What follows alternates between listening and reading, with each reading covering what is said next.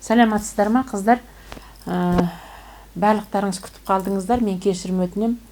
Енді әлеуметтік желіде бақылап отырған шығарсыздар, көріп отырған шығарсыздар. Мынау соңғы жағдайларға байланысты менің ресми жұмысым онлайнға көшті дағы.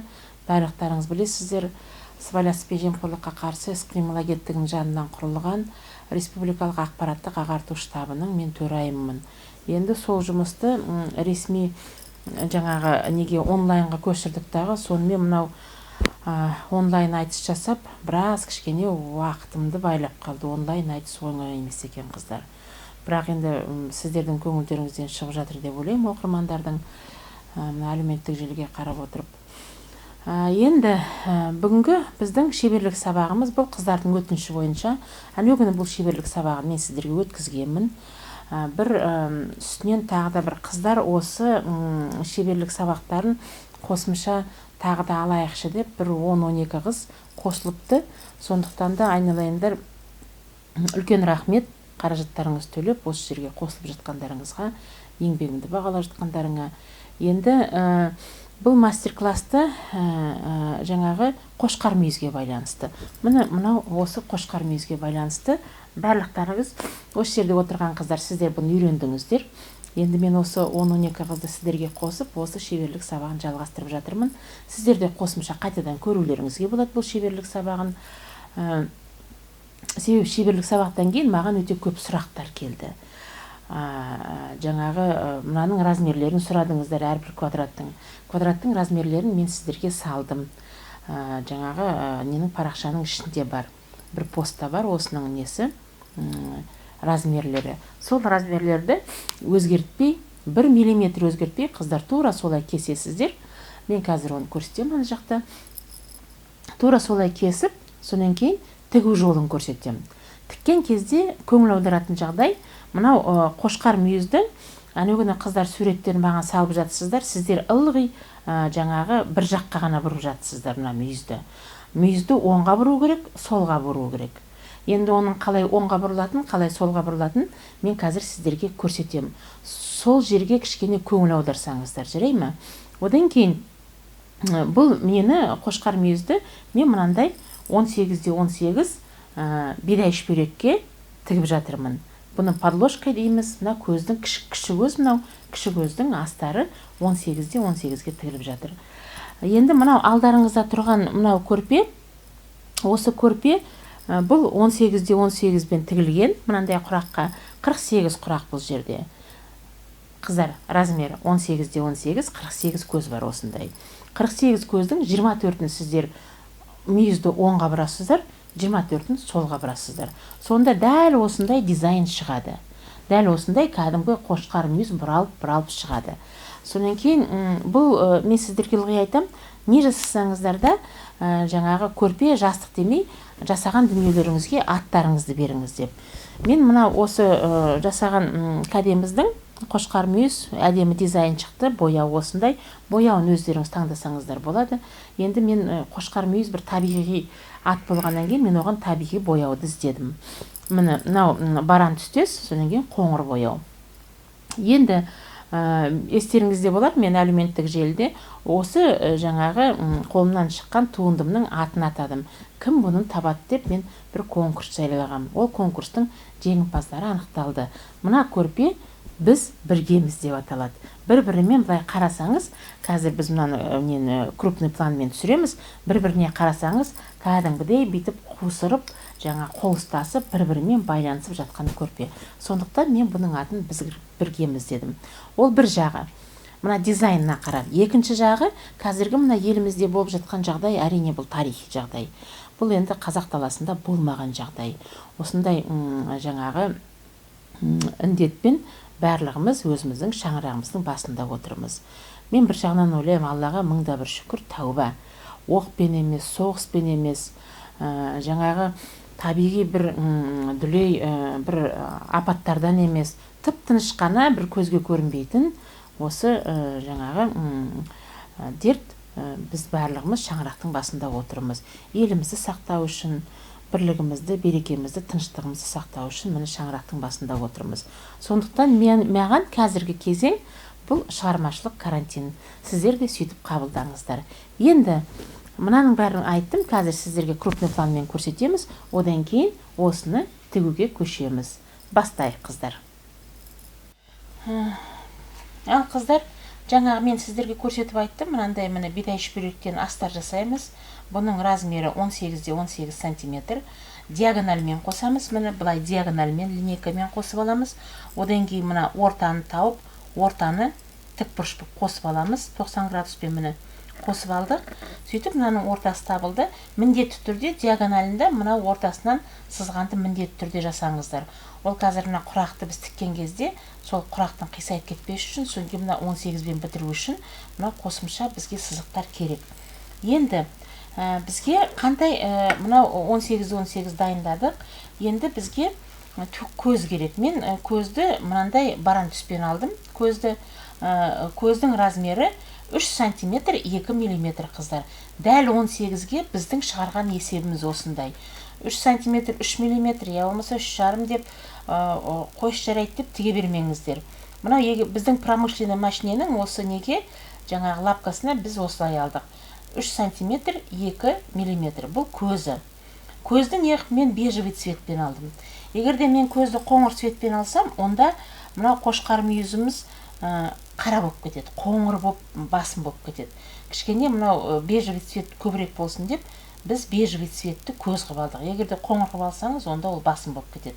Сондықтан кішкене бояуды алған кезде соған көңіл аударыңыздар. Қай цветті ашық қыламыз десеңіздер, сол цветті жасаңыздар. Біз бежевый цветті алдық. Енді мына 3 сантиметр 2 миллиметр, келесі квадрат 3,5 сантиметр 5 миллиметр келесі квадрат. Бірінші квадрат қоңыр бежевый жасаймыз.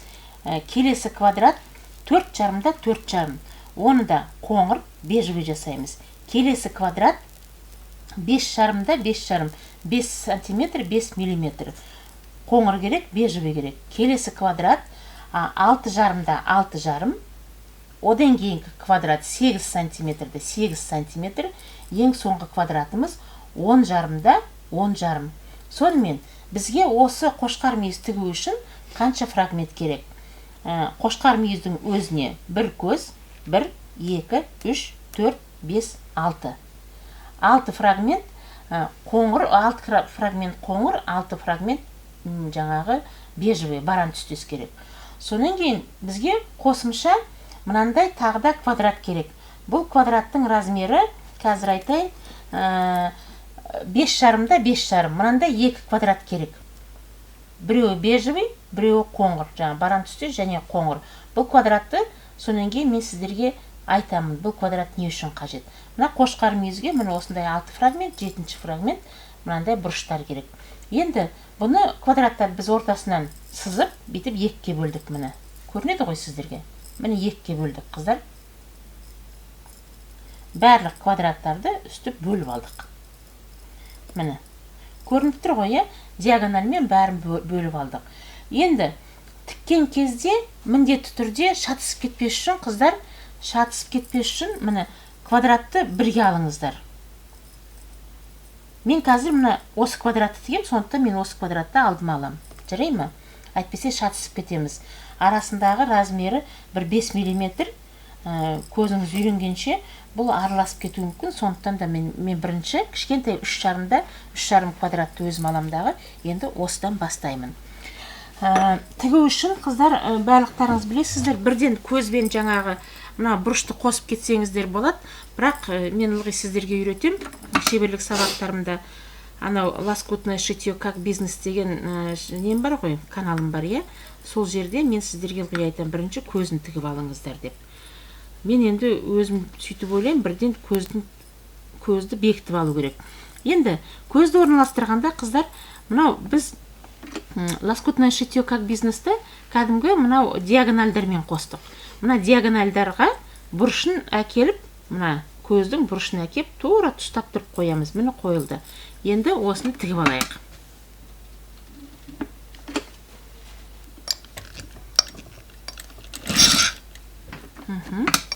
Міне закрепкасын жасап алдым мен.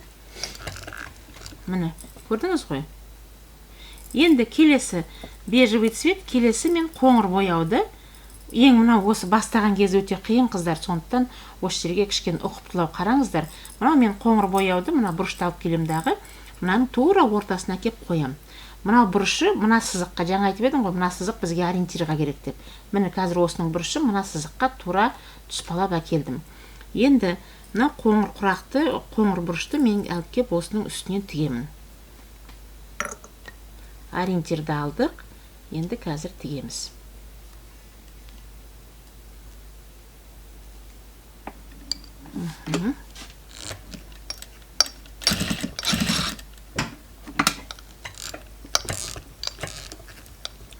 Міне, көрдіңіз ғой? Кішкене қолмен бұлай үтіктеп қояйын, мына бұрышты. Ең осы бастаған жерде осы жері қиын қыздар. Себебі мына құрақ өте кішкентай, соны аккуратно әп-әдемі тігіңіздер. Келесі бояу бежевый. Бежевыйды алып келемді, тура мынаның үстінен қоям. Міне, мына жағынан да ортасын табам. Мына жағында мына көз, мынау тура сызықтың тұсына келеді. Көрініп тұр ма қыздар? Көрініп жатыр ма? Камера көрініп жатыр ма? Так. Тура қазір үстіне алып келем. Ал, бисмилля.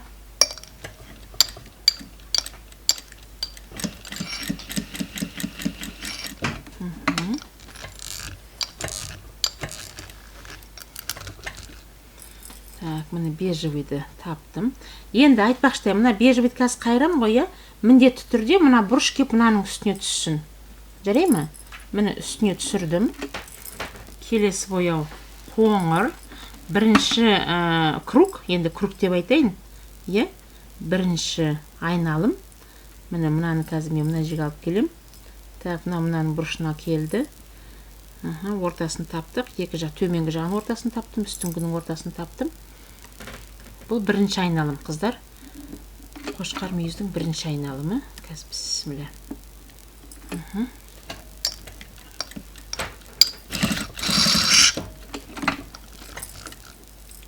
Міне, мынаны ортасына алып келем. Міне тура ортасына түсті мына құрағымыз. Мына сызықтың ортасына түсті. Келесі бежевый. Екеуі алмасып отыр, қыздар. Қазір бисмилля.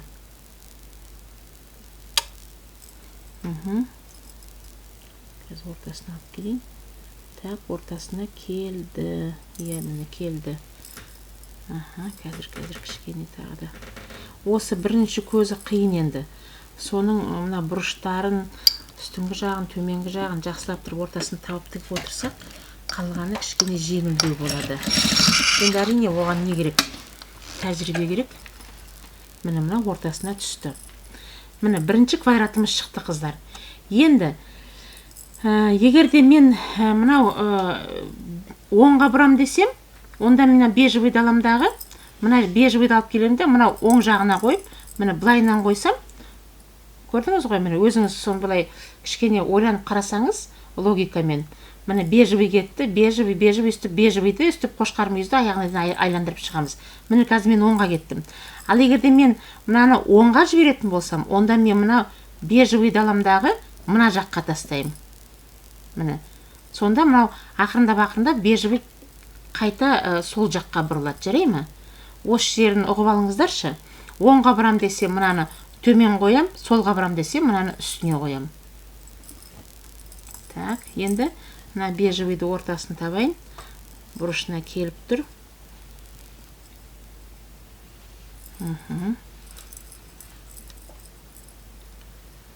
Так. Келдім.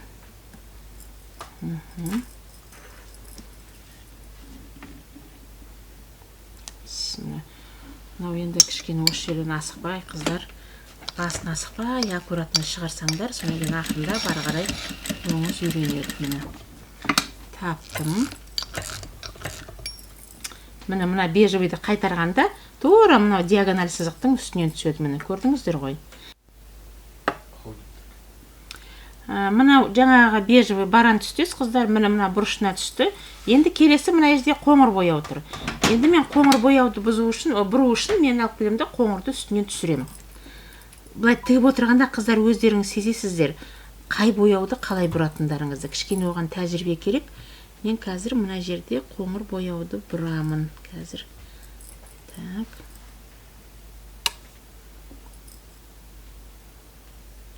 Может, мынаны кішкене жақынырақ аламыз, камера?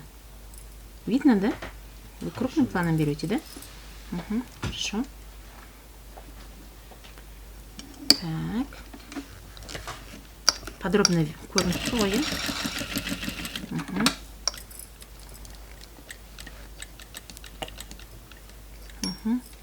Міне қоңыр бояу мынаның үстіне түсті, міне қыздар. Міне. Сонан кейін қыздар, мына жерде мына бұрыш мына жерге түсу керек, Мына бұрыш мына жерге түсу керек. Мына бұрыштың қиылысынан өтуіңіз керек. Қазір мен мына жерде мына бежевыйды өткізгенде, тура мына бұрыштан өтуім керек мен. Егер де бұрыштан өтпесем, мына екеуінің қиылысынан өтпесем, онда біздің қошқар мүйіз сынық мүйіз болып қалады. Енді мен тура былай кішкене түсіндіріп деп айтайын, түсінікті болсын. Сынық мүйіз болып қалады, сондықтан сынық мүйіз болмас үшін тура қиылысқанның үстінен түсейік, қыздар, жарай ма? Так.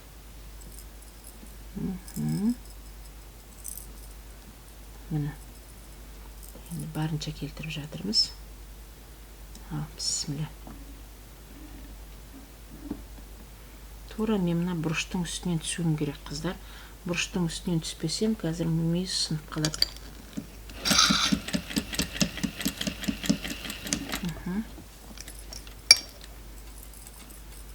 Міне үстінен түсті. Мына екі бұрыштың қиылысқан жеріне тура үстінен түсті. Міне көрдіңіздер ғой. Енді ары қарай қоңырды алып кетем. Қоңырда тура солай үстінен түсу керек, қыздар. Так.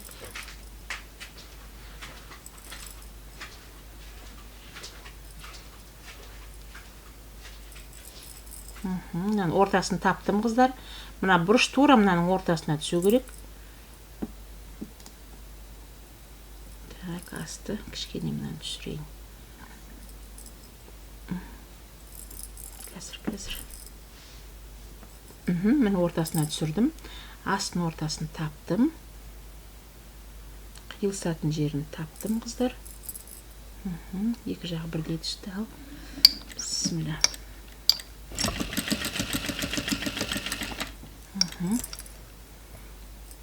Міне. Көрдіңіз ғой?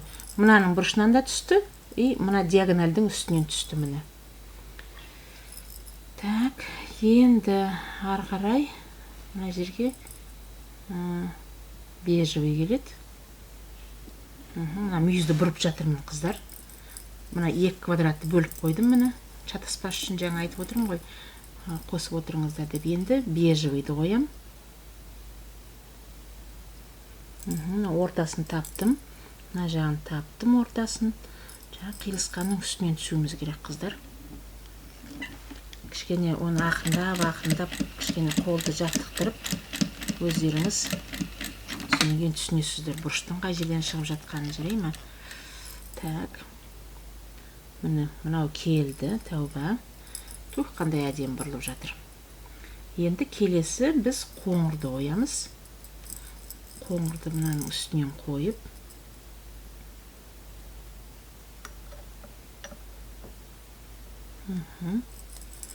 Қаздыратырмыз, кішкене ортасын табайын. Мына ортаны, мына бұрыштың мына ортасына келтіру керек, қыздар. Келтірдім.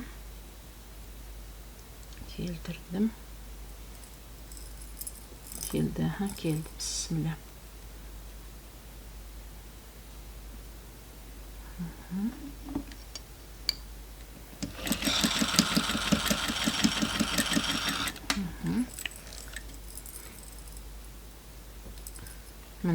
Мына бұрыштың қиылысына түсті, міне. Сонан кейін мына бұрыш мына жаққа міне келді. Енді келесі менде бежевый.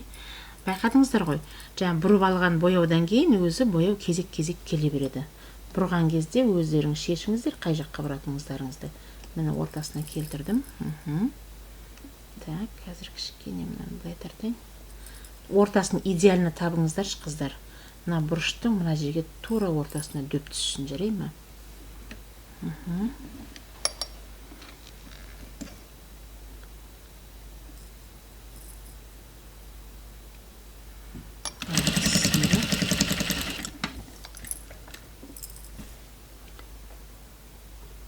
Түсті. Астыңғы жағда түсті, жоғары жағда түсті. Так, келесі қоңыр бояу бізде. Қоңыр бояу. Квадраттар алдыңызда тізіліп тұрсын, қыздар. Жаңағы бірінен кейін бірін тіге берем деп, размермен тұрсын, жарай ма? Размермен өздеріңізге квадратты алып отырмасаңыздар, тура мына құрақ шатасса, бұның тігу өте қиын. Бұл өте қиын құрақ, көзге бір оп-оңай сияқты. Естеріңізде ме, мен айттым ғой, бұл құрақтың өзінің есебі бар деп. Сол есебінен шатаспай, әдемілеп тігіп отырсаңыздар, сондай бір әдемі көрпеш шығады. Көрпені мен сіздерге көрсеттім жаңа. Тух, қандай әдемі міне келе жатыр. Так, енді келесі мына бежеві. Мына квадратты алдым. Көрдіңіз ғой, алдыңа тартып қойыңыз квадратыңызды. Так, бежевый. Ортасын таптым. Таптым. Қазір. Бисмилля. Таптым.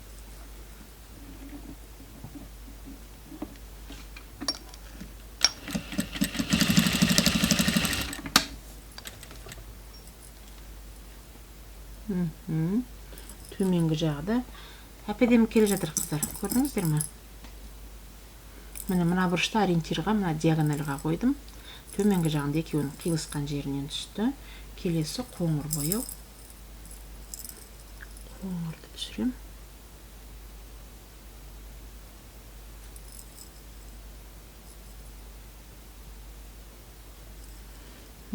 Тура ортасына түсті. Так, екі жағы да бірдей түсті. Бисмилля.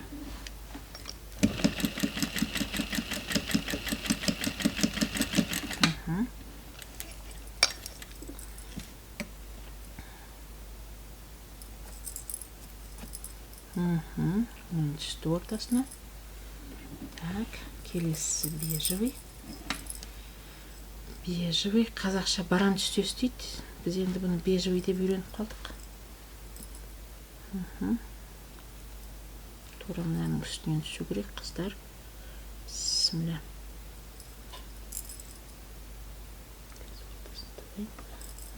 Түсті.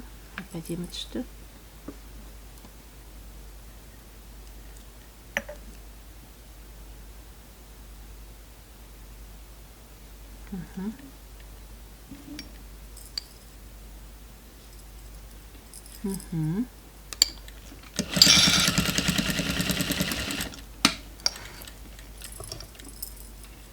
Міне. Көрініп тұр ма, қыздар? Көрдіңіз бе? Міне қоңыр мүйіз келе жатыр. Мынау бежевый мүйізіміз келе жатыр. Мына жерден қоңыр мүйіз келе жатыр. Келесі қоңыр бояу.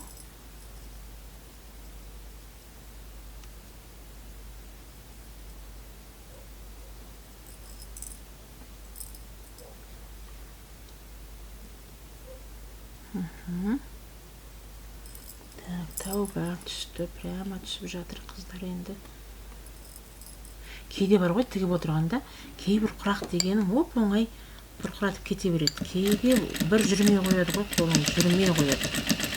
Міне қазір тауға. Жаңадан қосылып жатқан қыздардың тасы жеңіл ғой деймін. Міне туф, қандай әдемі. Так, енді бежевый. Бежевыйды бұрам. Келесі размер, 8x8. Мынау размер. Қазір енді осыны қосамыз.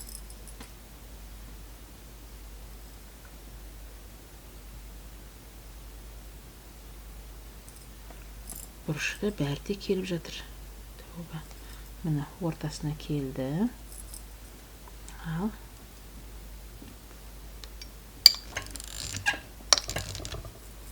Мен мынаны дұрыс келдім ғой, дұрыс.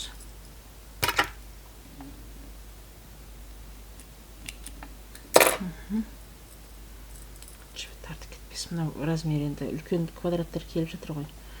Сондықтан жібі тартама деп қорқып тұрмын.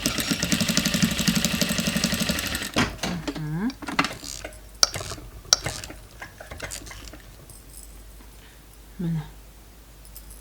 Так. Қандай әдемі, Қазір. Мен мынаның несін прямо үшінен алдым. Біздің мына промышленный машиненің өзінің несі, лапкасының ширинасы өте не ғой, жіңішке. Сондықтан қазір.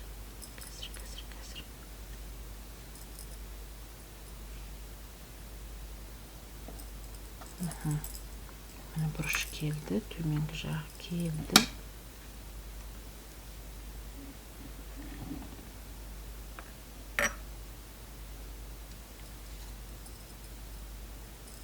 Кішкене астындағы ауасын шығарайын, қыздар.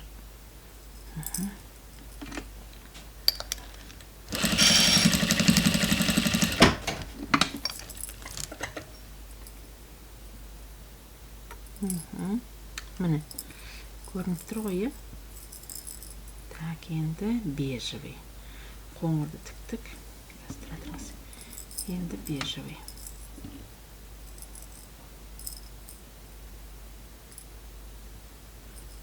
Қазір ортасын табайын мен. Әйтеуір мына бұрышты осы жаққа келтіру керек. Жүрей ме?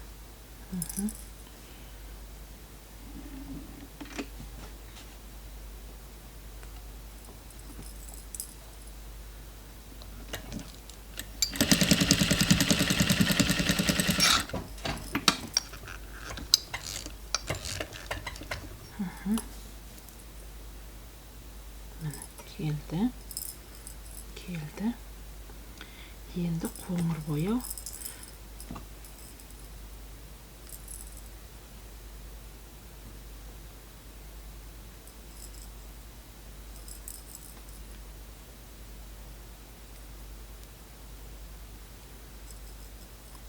Кішкене тағы да табайын ортасын. Мына бұрыш мынаны тура тұсына келтіре алмай жатыр мені. Келтірдім.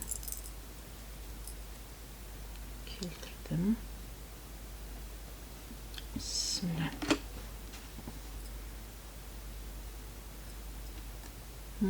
Келтірдім.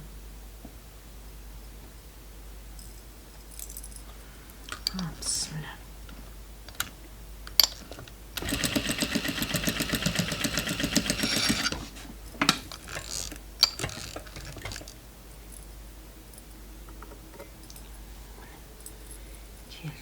Енді соңғы квадратымыз қалды, қыздар.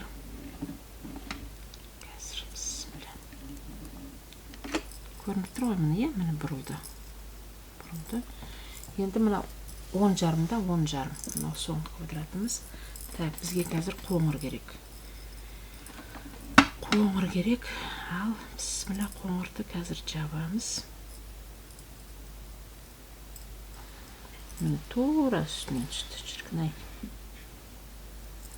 Тура қазір ортасына шығарайын мен кішкене. Түсті ортасына. Ортасы деген түсініп жатсыздар ғой, қыздар, е?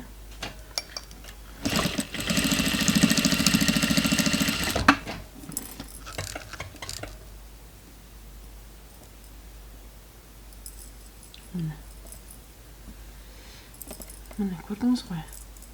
Екеуінің тұспа-тұс міне бітті. Келесі енді бежевый.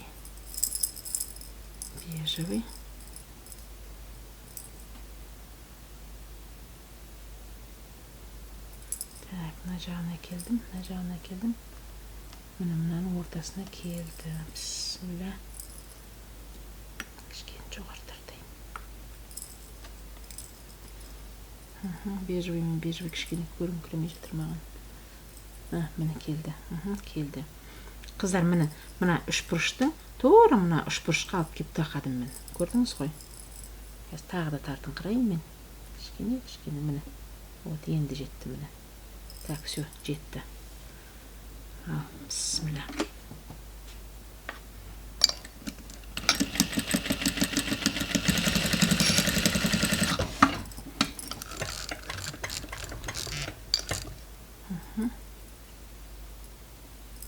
Міне тура мынаның несімен бітірдім қыздар, мына астарымен бітірдім. Жаңағы диагоналі бар ғой, сол жерге қатты көңіл қарап отырсаңыздар, сонда жаңағы бұрыштан бітеді. Так, енді келесі коричневый. Қоңыр бояуды қоямыз. Так, мынаның бұрышын таптық. Көріне ме сіздерге қыздар? Міне мынаның бұрышына кеп тұрып, мына жерге тақадым. Мынаның ортасы мына жаққа жетті. Екі жағынан кішкене хвостик қалды. Құрақтың бас жағы мен аяқ жағынан. Бисмилля.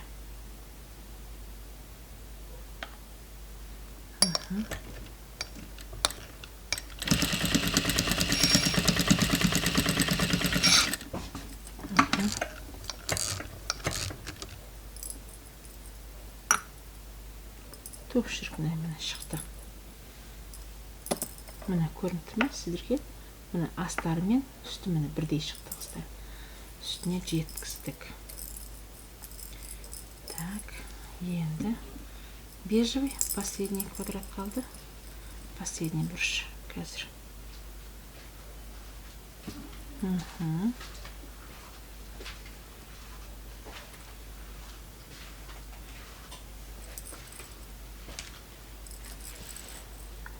Қазір кішкене қалды. Все, түсті. Бисмилля.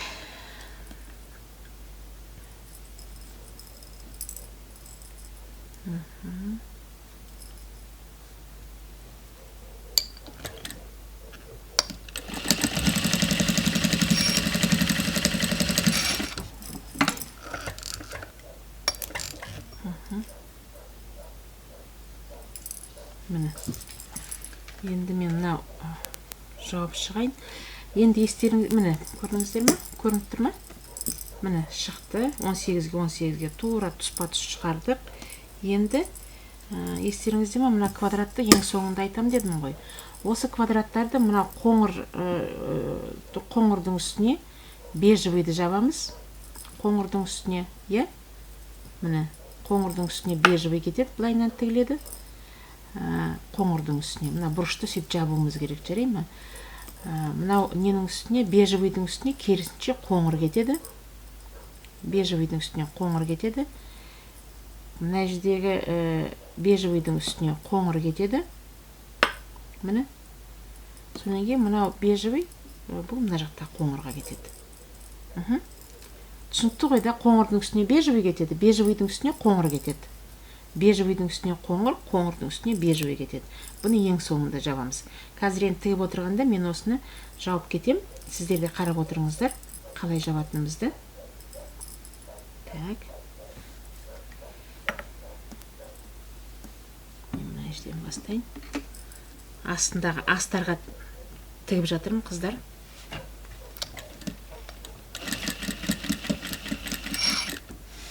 Енді мына жерден мен қазір мынаны қоям. Бұрышты. Қазір кішкене төменірек түсірейін. Төменірек. Көрініп тұр ғой, е? Міне қазір мына қоңырдың үстіне бежевыйды мен осы бұрышпен мына жерді қазір жабам, қыздар. Жаңа тігіп алып келдік. Қазір мен кішкене тағы тігіңкірейін.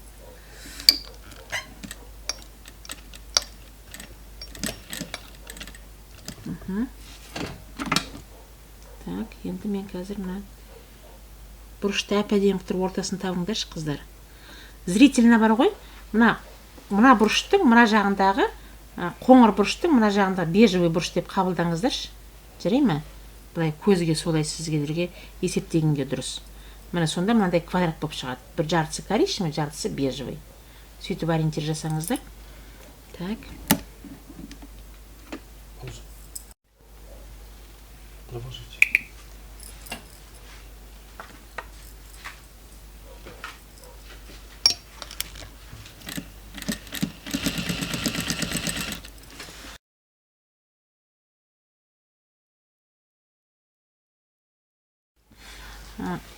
мына бұрышты қададым. Енді қыздар, мынаны бар ғой, бірден жалғастырып кетсек те болады. Иә?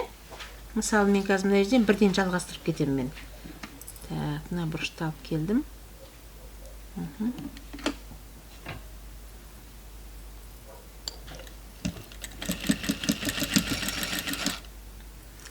Қазір мына бұрыш мына жерден түседі ғой, міне. Осы жерден түседі. Сондықтан мен қазір мына тігісті мына жерге дейін алып келейін.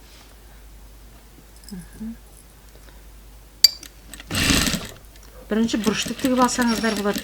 Мен енді бірден тігіп кетейін деп отырмын.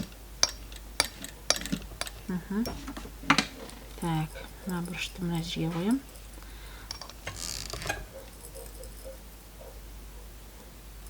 Мына бұрышты қалай шығаратын түсіндіңіздер ғой, қыздар, иә? Мына бұрышты әкеп қойғанда, екеуін қосқанда 4 бұрыш, әдемі 4 бұрыш болып шығу керек. Бір жағы бежевый, бір жағы коричневый болады. Сонан кейін мынаны үстінен біз тігеміз қазір. Бисмилля. Екі жағын бірдей шығарайын,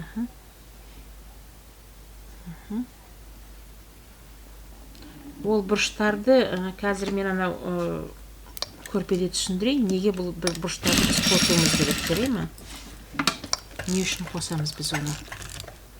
Так, мынаны алып келемді, мына жақты. Міне аштым, міне. Көрдіңіз ғой? Сонда мына қошқар мүйіз әп-әдемі болып міне бұрылды. Так.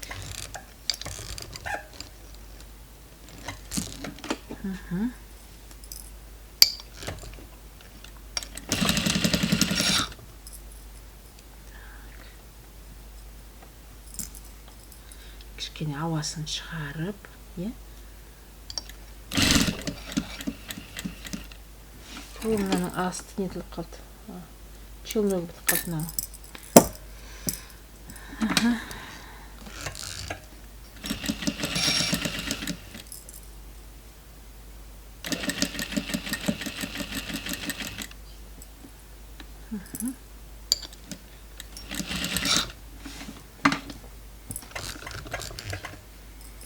Так, енді мына жерге бежевый бұрышты тігеміз.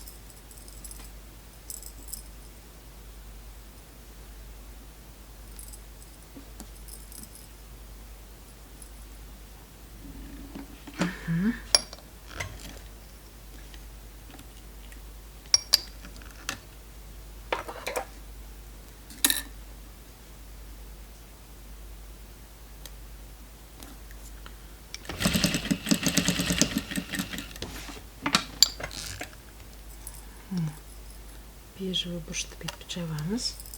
Бірден алып кетейін, қыздар.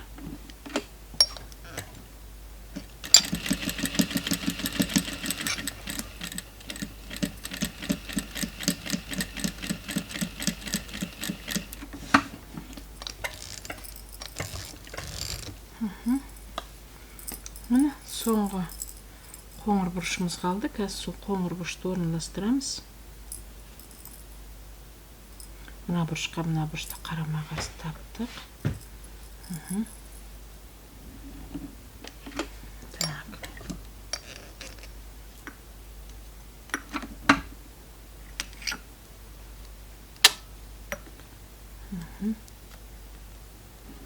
Все.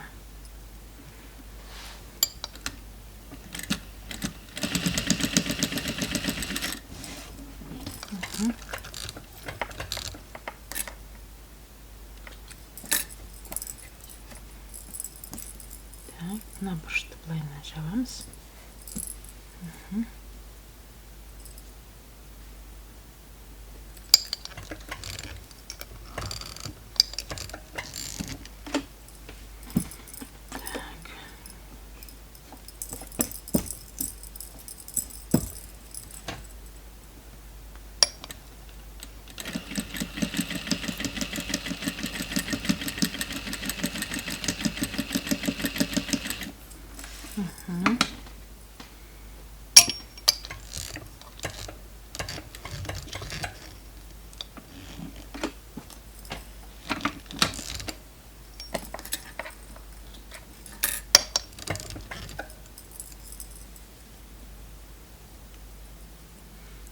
коричневый мына жағын жабамыз. Жаңа бұрыштардың бір жағын жаптық қой, енді екінші жағын жауып тастайық. Сонымен біздің құрақ аяқталды. Мына жерде тігеміз.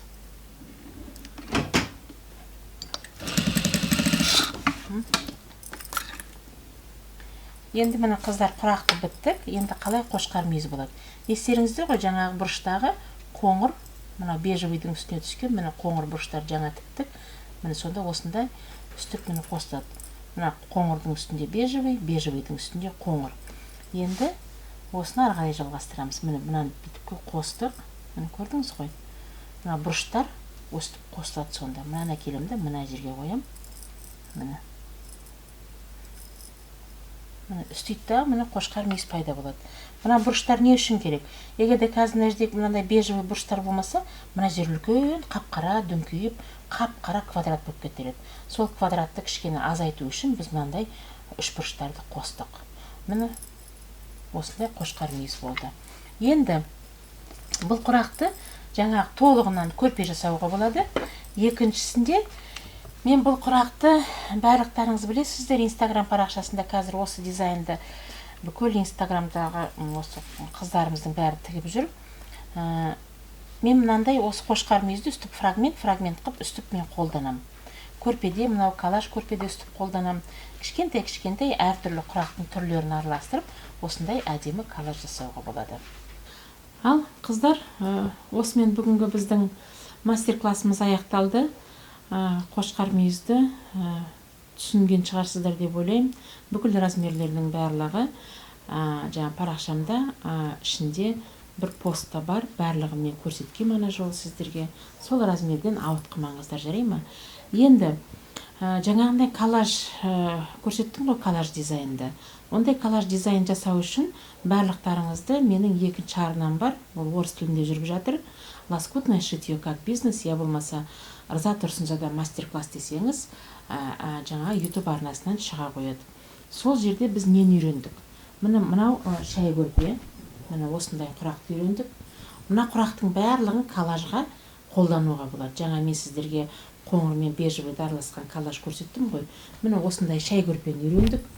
Ол жерде мына замокты қалай салуды үйрендік, қыздар. Міне сол мастер-класстарда міндетті түрде кіріңіздер. Сілтемесін мен тағы да сіздерге қосам. Одан кейін мынандай біз жастық шағын үйрендік. Міне бұл пицца техникасы. Тек қана мен ол жерде пиццаның ортасына әдемі қошқар мүйіз ою салған болатынмын. Міне осыны үйрендік. Одан кейін мынандай шынтақ жастықты үйрендік. Сол менің лоскутное шитье деген мастер-классыма кірсеңіздер, сол каналыма осындай шынтақ жасты үйрендік. Міне қалай тігу керек, қалай қосылатыны барлығы бар ішінде. Мына замок қалай орнатамыз, міне соның барлығы сол жерде бар, қыздар, жарай ма? Сондықтан сіздерге айтатыным, жаңағындай дизайнды ары қарай осы қошқар мүйізді ары қарай қолданам десеңіз, онда жаңағы сол мастер-классыма кіріп, сол жердегі осы құрақтың түрлерін үйреніп, сол құрақтардың бәрін араластырып, әдемі коллаж жасауға болады. Ал осымен менің бүгінгі шеберлік сабағым аяқталды. Барлықтарыңызға үлкен алғысымды айтамын. Қош келдіңіздер. Мынау мастер-классқа кірген, жаңадан кірген 12 қыз сіздер үшін мен өзім уәде еткен, сіздер үшін жеке конкурс ойнатылады. Себебі бұл жерде отырған қыздар барлығы жаңағы конкурсқа қатысты. Енді сіздер үшін жеке конкурс ойнатылады. Сіздер жаңағы 3D ою мастер-классындағы сол мастер-класс бітіргеннен кейін барлықтарыңызды біріктіріп, естеріңізде ғой, авторлық дизайндағы матаны біз ойнатамыз. Сондықтан сіздер күтіңіздер, координатор Майра ханым сіздермен хабарласады. Үлкен рахмет, қыздар. Шабыттарыңыз тассын, шарықтасын, қолдарыңызды жаттықтырыңыздар. Мынандай әдемі дүние ол бір күнде шықпайды. Бұны біз жылдар бойы жаңа қолымызды әбден осы өнерге үйреттік. Сондықтан да сіздерге тілейтінім де сол. Ылғи айтасыздар ғой, апа сіздің дүниеңіздің сапасы ерекше деп. Ол сапа тек қана еңбекпен ғана келеді, ол сапа тек қана тәжірибемен ғана келеді.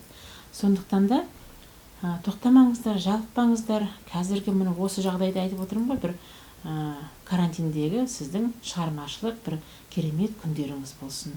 Аман есен, осы жағдайдан аман есен шығайық. Еліміз жаңағы бүтін, жеріміз тыныш, тыныштықта Құдай Алла бұйыртса, осы өнерді өрге дөңгелететін қыздар, сіздерді әрқашанда күтемін, сіздерге алғысымды айтамын. Қош сау болыңыздар.